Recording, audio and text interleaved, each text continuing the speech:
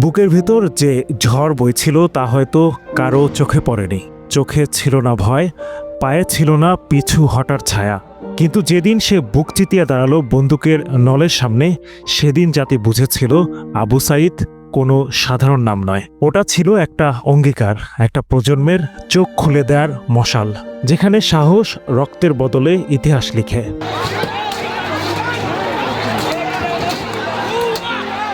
16 জুলাই 2024 রংপুরের রাজপথে পুলিশের গুলিতে লুটিয়ে পড়া এক তরুণের নিথর দেহ কাঁপিয়ে দিয়েছিল পুরো বাংলাদেশকে। নাম তার আবু সাঈদ। শুধু একজন শিক্ষার্থী ছিলেন না, তিনি হয়ে উঠেছিলেন অন্যায়ের বিরুদ্ধে প্রতিরোধের প্রতীক। সেদিন গুলি চলছিল, চারপাশে ছুটোছুটি, আর্তনাদ, ধোঁয়া আর কান্না। তবুও আবু সাঈদ পিছু হটেননি। তার চোখে ছিল অদ্ভুত এক দৃঢ়তা। তিনি হয়তো ভেবেছিলেন বুক পেতে দাঁড়ালে মানুষ থেমে যাবে, পুলিশেরা বুঝবে আমরা তো স্রেফ ছাত্র, আমরা তো অস্ত্রহীন। কিন্তু না, সেই মুহূর্তে হায়নার রূপ নিয়ে গর্জে উঠেছিল শেখ হাসিনা সরকারের লাঠিয়াল বাহিনী। গুলি ছুটেছিল, একটা না, দুটো না, একের পর এক।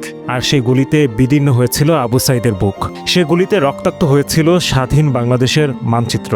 ছবিটা যখন ছড়িয়ে পড়ে, একজন তরুণ মাটিতে লুটিয়ে পড়া, শরীর থেকে গড়িয়ে পড়ছে রক্ত, পুরো জাতি স্তব্ধ হয়ে যায়। শুধু ঘৃণা নয়, শুধু দুঃখ নয়, সেদিন জন্ম নিয়েছিল একটা প্রতিজ্ঞা। এই রক্তের দাগ হালকা করতে দেওয়া যাবে না, এই মৃত্যু বৃথা হতে দেওয়া যাবে না। 15 জুলাই পর্যন্ত যারা চুপ ছিল, পিছিয়ে ছিল, তারাও রাস্তায় নেমে আসে। দেশ জুড়ে শাটডাউন, কারফিউ জারি হয়। তবুও জনতার স্রোত থামানো যায় না। পুলিশ নিজের মুখে স্বীকার করে, স্যার, গুলি করছি, মরছে একটা, বাকিরা আর যায় না। এটাই ছিল সেই আগুন যেটা আবু সাঈদ নিজের রক্ত দিয়ে জ্বালিয়ে দিয়েছিল সবার বুকে।